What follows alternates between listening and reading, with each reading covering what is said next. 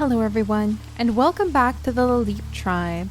And we are here admiring the mother Rossi as she is getting ready for what may very well be her final day. I am so sad that Rossi is about to pass away.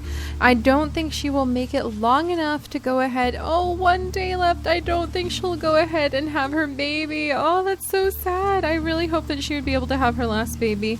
But Rossi has been one of the strongest creatures that we have had in the Leap Tribe yet. And I don't just mean in her actual stats. She had some really wonderful collecting.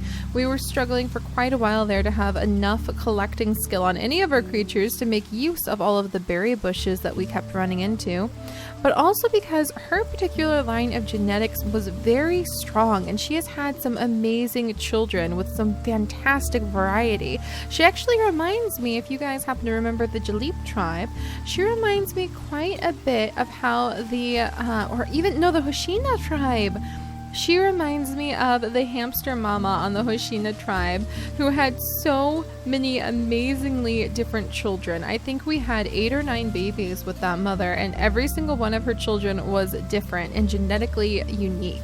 And that is what Rossi's children have actually reminded me of. Each one of her children have been very different, very genetically unique for our tiny little tribe here. I'm kind of surprised that we're still only at 12 tribe members, even though it has been a few generations now.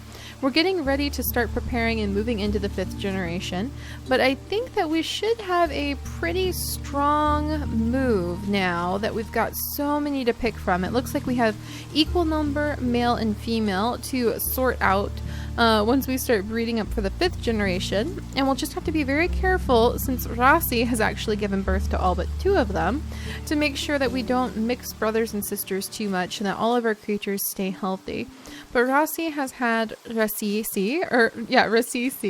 She has also had, let's see, not Anis. Anis is one of the few she has not given birth to. Oh, come here, Ori. Oh my, it's really nice to see how much we can move around some of the creatures now. And then she's also not Mila. So there we go. So Rossi's children so far include Roduk, who is quite interesting because he has got he's got quite the set of unique genetics on him. Digger Paw, he actually has one of the berry paws, or excuse me, nimble paw as it's known now. He's still got spit snout, but he has those interesting red antlers, which have actually become a sign of power and a sign of interest in the tribe, even though we're a little bit small to start focusing on some more of those cosmetic details the tribe decides really stand out and really are attractive to them. But Rossi has also had Tatata, and Tatata is actually her most interesting child in my opinion, because Tatata has these red ram horns, dark red actually, so he actually has black and red mixed together for these dark maroonish ram horns, and he has violet eyes. He's also got really good berry collecting, so if we come and look at him, he is a fantastic berry collector. And I think that as Rossi is sort of settling down and getting ready for her final moments, she is actually spending a little bit of time with Tatata and of course little Roduk, her baby.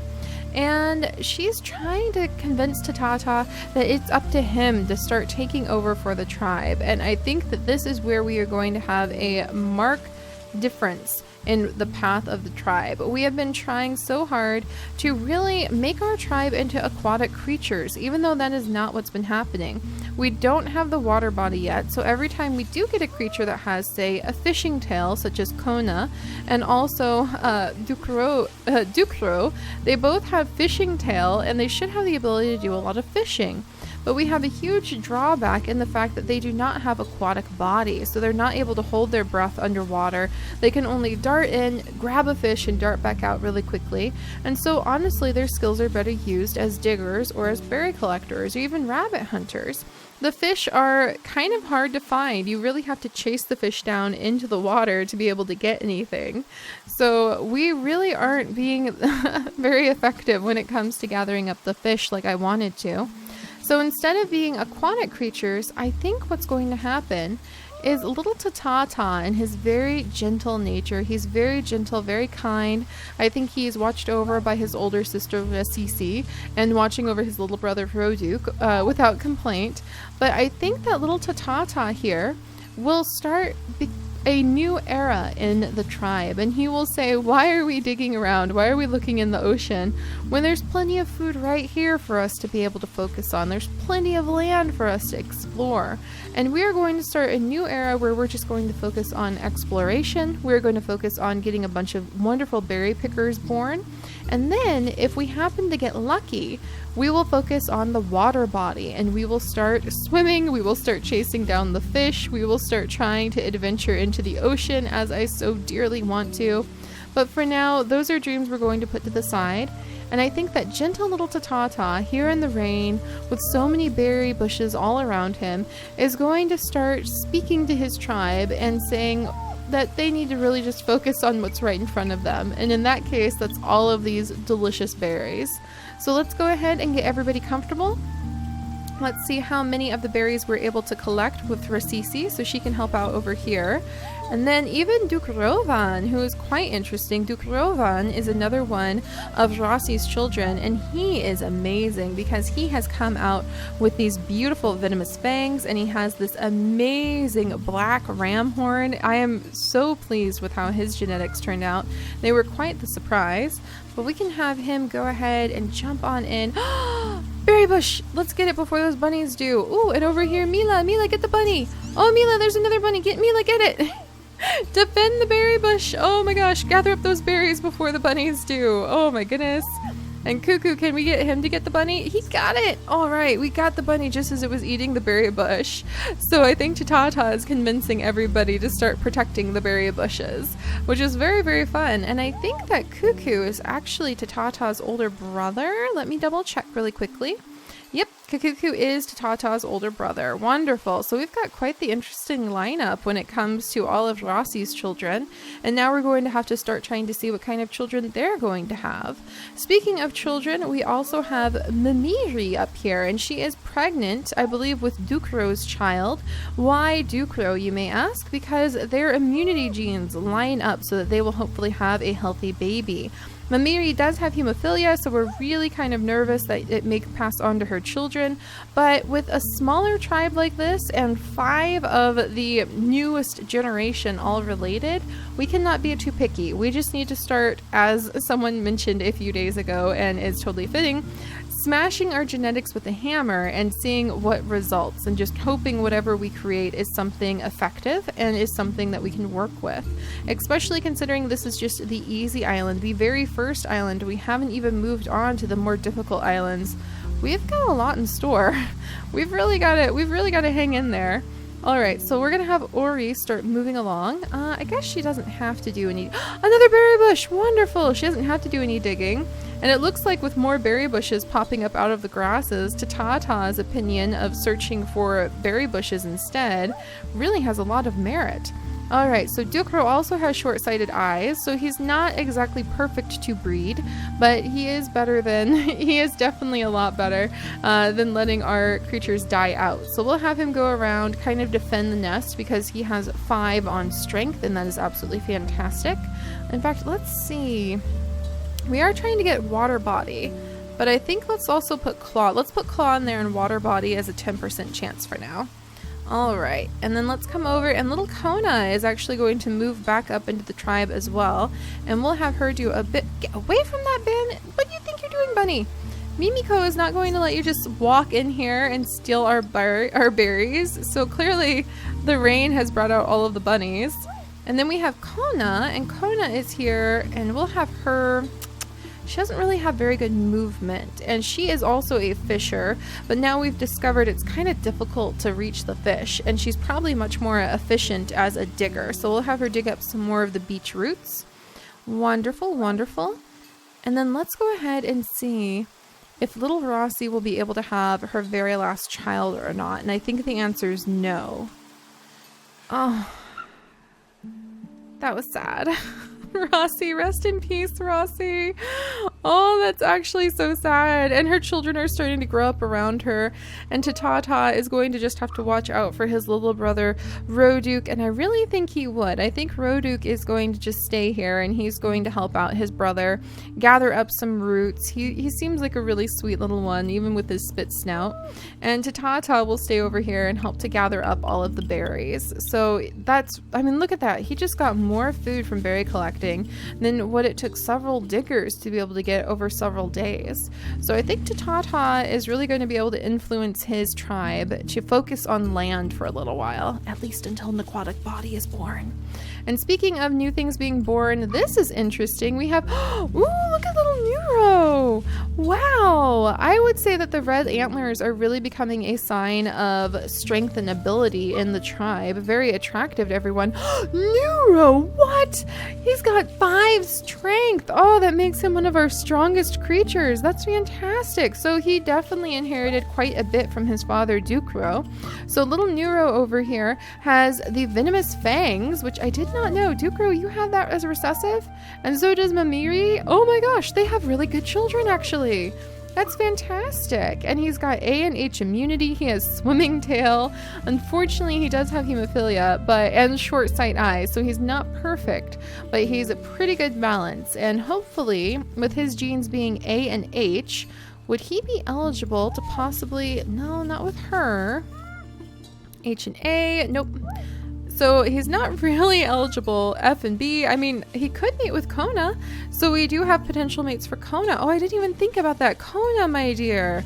I may actually need to mate Kona with some of these other males, possibly. So Cuckoo, yeah, it looks like Cuckoo with A and G immunity.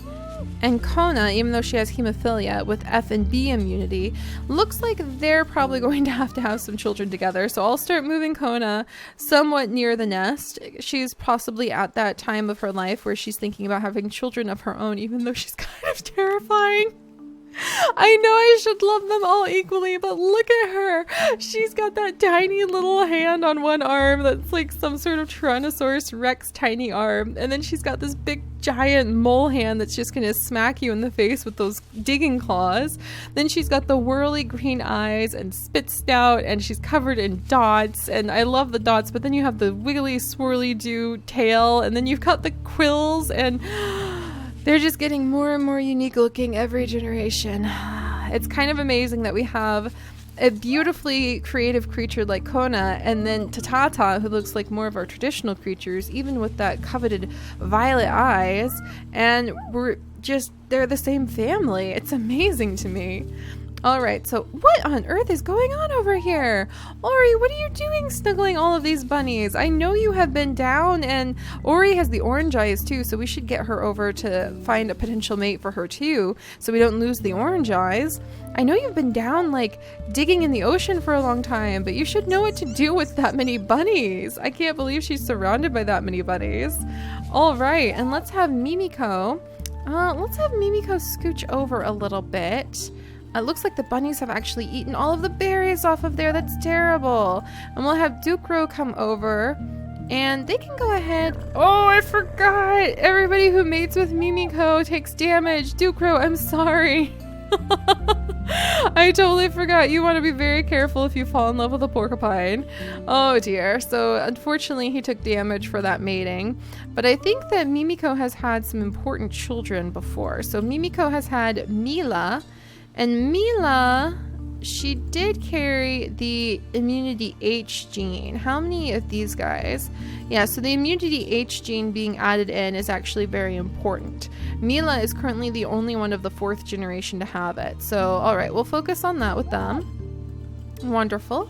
All right, and Mamiri, I guess we'll go ahead and have her come over and become pregnant again as well.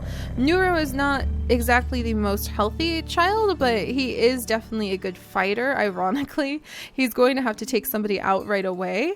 He'd need to take him out in pretty much like the same turn, because if he gets attacked with his hemophilia gene, I need to make sure to watch out and make sure he doesn't try to mate with anybody with spikes.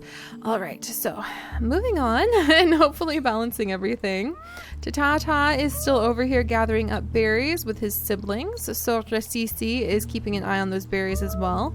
We will have to find her a good potential mate. I think that Dukro is probably the only one I would want her to mate with. And unfortunately, that means Dukro has become the father of so many of our next generation children. We're really starting to push it because the immunity A gene is just splattering itself all over the place. Splattering is kind of an odd way to describe it. All right, and then Kona, you're over here, and you can mate with Tatata. No, you can't. Kona, who can you mate with? Kona, you need to have a mate. Oh, that's right. I think I'm waiting for Neuro. So we're waiting for little itty bitty Neuro to grow up, believe it or not. And that seems pretty common in this tribe too, where we are waiting for the males to actually become old enough to mate with some of the females who we consider ideal matches. So we may have to make some not so ideal matches. Maybe another one of our green-eyed. Oh yeah, that would actually be fine. Cuckoo, get down here. I knew you were supposed to be around here for something. So Cuckoo and Kona are going to have some babies. Cuckoo, I feel like we need to have a little bit of a talk about berries and spikes, and I just need to warn you, buddy, that you need to be prepared. This may not be the most pleasant experience. I'm sorry. There's spikes all over her, and you're gonna take some damage. I wish I could do something about it, but we need to pass the genetics on. We're really gonna have to remember to be careful with that spike body. Good grief. All right, and Mila is over here. She's gonna start doing some deep exploring. Yes, we found another berry bush. Fantastic. And there's meat all over the place. What are you doing? And there's bunnies. We're getting raided by bunnies. We need to watch out. Just as Tatata convinces us to go ahead and start trying to focus more on land and gathering up from berry bushes, all these bunnies are just popping up out of the woodwork. All right, so let's see. Anything I need to worry about now? No? Okay, so let's take care of this bunny then. I see what you're doing there, Bun Bun. Don't you squeak at me. I'm sorry. I have to be firm. Otherwise, you're going to eat all of my food. All right, so Dukro has removed that bunny. Little Neuro, I love how he has those beautiful black eyes and that fantastic red antler, and he's so strong. So I think little Neuro would actually be a good explorer, even though he has short sight, because he'll be able to see into the distance. He'll be able to start pushing through the grasses. We have Mimiri and we have Mimikoi. So it looks like Dukro's two mates. He's actually... Oh, look at that. He's kind of got his... Oops, sorry about that. He's got his pregnant ladies right behind him, ready to carry on the family legacy. But he has the Mimis, basically. So he ended up with two Mimis as his mate. Mimi Koi can probably wiggle her way... Gosh darn it, there's a rock there. Oh, dang it. And I wanted to keep her moving. She can probably manage to work her way to that nest. So we'll put Mimiri right here, and she can gather up some of those berries. All right, and then we'll wiggle our way over here. And we have Mila. We'll go ahead and let Mila gather that up. And we'll start clearing away some of these grasses and collecting these berries. And of course, even though it's very traditional, it does seem like gathering up the berries, like Tatata might be campaigning for, is actually giving us the most food we've had since we have started the Lalip tribe. So they're turning away from the sea, you guys. They are turning away from the sea. They might change their mind if a baby with water body is born, but for now, I guess we should make the decision on what to make our tribe survive versus all of the fun little mismatch of genetics, at least just for a little while. All right, so I'm sorry about this, Cuckoo. I know, I'm sorry, buddy. Here, you can dig up some roots. I'm sure you'll have a beautiful baby that will have made that worth it. So let's go ahead and see what Kona and Mamiri's children are going to look like. So we've got the aquatic body, the water body, excuse me, as the 10% chance of something that could come out. And then we've also got, okay, hopefully we can get rid of her no paw. And then we've also got running paw on Mimiri. And we've got claws. We've got some claws we're starting to try to add into the family. So let's go ahead and see who's born. Oh, she's so cute. Look at her. Oh my gosh, Lace. Oh, dang it. She's short-sighted, but she has violet eye recessive. And let's see, she's got healthy genetics. Wonderful. Remember that immunity F? We snagged that from one of the spit snout females ages ago. It's kind of fun to see how it's still in the family. All right. So there we go. We have little Lace. I kind of want to name her a K name. So let's name her Kai. We'll go ahead and name her Kai. That seems like a good name. So she can have a K name like both her parents. Interestingly enough, she does not have the spiky body either. So, let's see. Can I actually... Yes, and she could be a good mate for Tatata. We might be able to pass on the violet eyes. That would be wonderful. Well, that may be something that we'll do.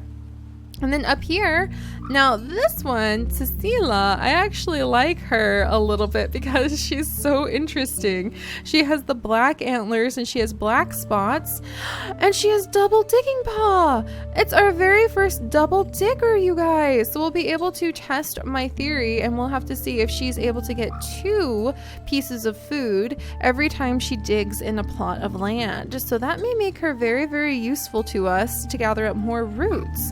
And that also means she has strength from 1 normal body and 1 antler, and she has a swimming tail, so if she wanted to go on a swim she could at least do that. That's so cool. All right, and then we have I think her half brother Neuro. Do they share any genetics? They do share immunity A, so we'll have to remember that. But little Neuro over here can continue his kind of glaring at the grasses and trying to make sure that they're safe and everybody's going to be okay. And I think we'll have Mamiri go ahead and mate one more time with Dukro, just because I want to make sure we don't miss out on any opportunities we may have for some healthy, happy babies. And I'm going to have Mimikoi try to wiggle over to that nest. It is actually taking a little bit of effort to get there too. And then I'm going to come over here and we're going to move Ori in. Oh dear, and is Dukro the only one with the good genetics I can mix Ori with? All right, so there's Ori. She's got orange eyes, A and G immunity, A and B immunity right here, A and G immunity right there, A and B immunity right here. Darn. A and F immunity, that covers all of those males. A and H immunity, darn. So it looks like Dukro is the only eligible male that we will be able to breed her with. So come on over, Dukro, you've got yet another female. So we have Ori finally having her own children after having spent so long searching for clams up along the beach for us. But this is going much, much more successfully than we have ever had before. So let's see. Kona, do I need you to have another child? We passed on F and G. I don't know if Kona needs to have more children, especially because she has some genes that we don't want to pass on. Oh, look at this. Oh, cuckoo. I'm so excited. The very first child of Generation 5. I've actually seen some people do like the 100 generation challenge, and that's definitely something I want to do after the final form of the game has come out for sure. That sounds like it would be so much fun to follow a whole legacy for that long. I was just thinking earlier how much fun it is to remember how Anise, was it Anise? Yeah, how Anise showed up, and remembering Lako, was it Lako? Yeah, how Lako showed up and how she started putting in some of her genetics. But who was the first one who introduced the spiky body? Was it Kois? It was Kois. How Kois' unexpected contribution has ended up producing several spike body creatures in our tribe. I think that's just amazing to be able to think back. Oh yeah, I remember when that got added in and I never would have guessed that generations later it would have popped out the way it did. I think that's really fun, so I would love to see a 100 generation challenge at some point in the future. But for now, we're going to focus on the generation in front of us, which includes Tatata. And Tatata, who would be a good mate for you? One of the females. Yeah, Kai. Kai would be a good mate. So for now, Tatata is going to stay over here, and he and his sister are going to continue to collect the berries. And I think, do you have Digger Paw? He does not, so he can't really do any digging while we wait for the berries to regenerate. But we can have Dukrovan. I think I'm going to scooch Dukrovan over here to start doing some exploring in this part, and we'll move Rossi over so she can gather up some of these berries, and then Tatata can be in charge of these ones right here. All right, and then little Roduke. I think that we will send him out. He is going to join the family on... Oh, he's got good movement too. He seems to go really fast because we've cleared away all the grass, for crying out loud. I need to clear more of the grass away. That's definitely something that I want to focus on for kind of our exploring on the island, at least until we have a very interesting water body child. All right, so let's go ahead and see... How's everybody else doing? Kona, I don't know if I need you to have any more children. You have some interesting ones, my dear, but you do cause a little bit of damage when you give birth, or at least when you become pregnant. So I don't know if we need Kona to have that many children. It would be nice to see Fishing Tail at least continue on. Cuckoo. Maybe we'll have them have one more child together, but I do have 3 pregnant females up here. So for now, I think Kona has contributed, and we'll send her over to do a little bit of digging so she can kind of keep an eye on what's going on this side of the pack's territory, the tribe's territory.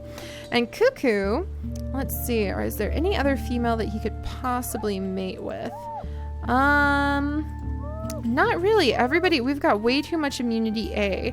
So I guess we'll send Cuckoo over and I'll start having him do some exploring as well. I may send him up north. So we'll send him up north and he can start doing some pecking away at the grasses up there. It really is far past time that we should have cleared all of the grass away.